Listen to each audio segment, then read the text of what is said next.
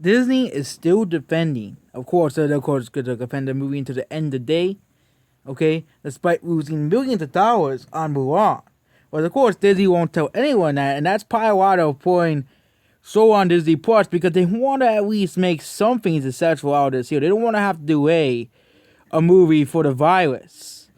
And so they want to at least have something successful this year. And yeah, Disney is really struggling. The president of the Disney Film Production has addressed the recent controversy over the studio's live-action Mulan remake. In a letter to British politicians this week, in the letter to its member of Parliament Duncan Smith posted Thursday, Bailey defended the choice to the film portions of Mulan, an area that China has been doing in the site of extensive human rights abuses.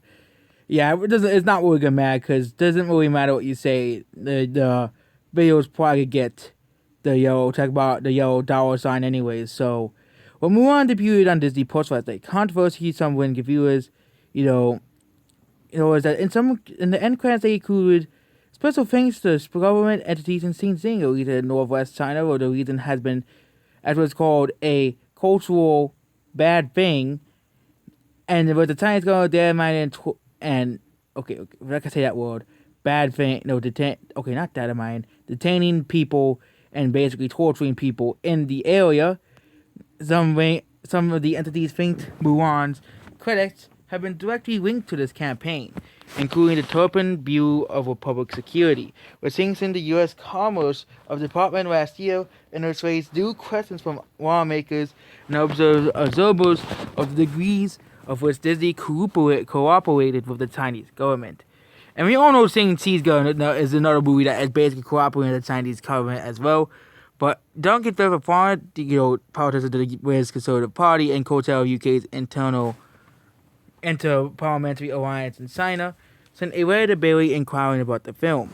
In his reply, Bailey noted the footage comprised in China was entirely landscape shots and comprised 78 seconds of the 115-minute film. And its brief period of the 4-day period compared to 140 days of filming in Sweden, New Zealand. And again, after Mulan was here, Terry film was filmed in New Zealand in order to accurately depict the unique geography and the landscape of China the first period. Yeah, you're still defending this movie. Disney's still trying to make sure, we didn't do anything wrong. We just filmed some things here. And the producer some scenery in 20 locations throughout the country, including the Campaign Theater and the Thinking Project, and it was a home to reported passageways alongside the historic Silk Road Berry Road. Decisions in the film in each of these locations were made by the film producers in the instance of authenticity, and no way were influenced by the state officials, even though this movie was intended to make money in China. They were making this movie to make money in China. That's what this whole point of this movie is. And because Disney is raising, they can't think of any new ideas, so they have to retrend existing ideas. And yeah, preparation of the film in China began in 2017. Advance, the U.S. and U.K. government says the risk advisory for businesses were made with any relevant policies for the region. However, the time Mulan began filming in August 2018, there were camps and signs that were against, a certain religion were widespread in the media. And his tweet posting in the year, Duncan said, argued that Disney doesn't want to offend China, even though the movie still flopped in China because nobody wanted to see it. This movie was supposed to make like $200 to $300 million in China. This movie was supposed to be this massive movie in China, and it flopped down, it failed down as well. And yeah, this movie, Mulan, is nothing but a failure. And Disney's eventually going to have to admit that this movie is a failure, that nobody watched it, basically. The boycott worked, and Mulan is a horrible remake, and that no one watched it.